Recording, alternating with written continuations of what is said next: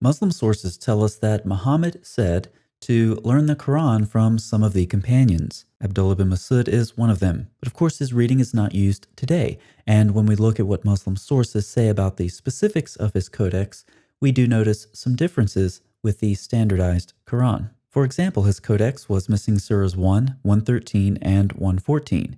He also used a different order for the surahs. Regarding these chapters of the Quran which Abdullah ibn Masud excluded, for him, he was very clear.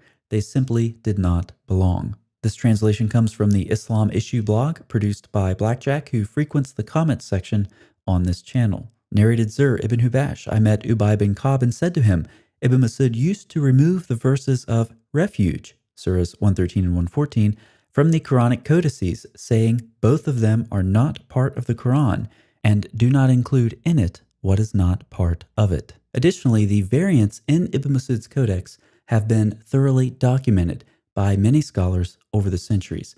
We've talked about some of them on this channel, but Ibn Masud is a specific example of a larger, unexpected phenomenon.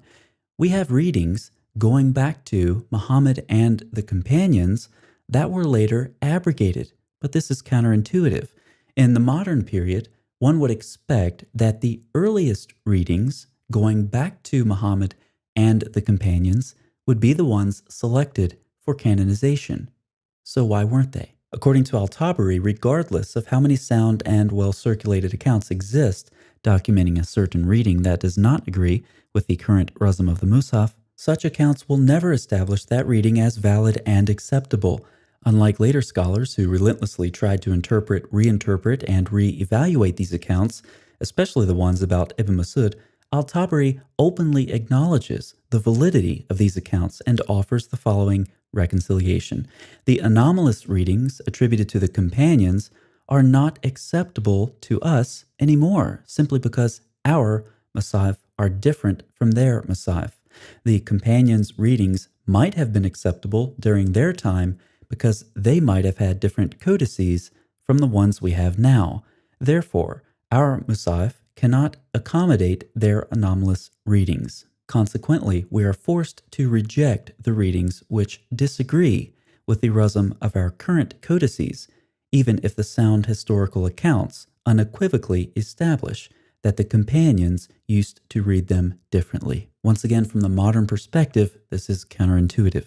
The most striking feature of the non-canonical readings is that Muslims are prohibited to use them in prayers. These readings do not hold a Quranic status anymore, even though they used to be recited liturgically during the time of the Prophet and before Uthman's codification of the Quran. Around the 10th century, we have reports that these now non-standard readings were excluded with the use of force. It is in this period that, in liturgical use, readings based on the Uthmanic Razm finally eclipsed those presupposing another Razm, notably that of Ibn Masud.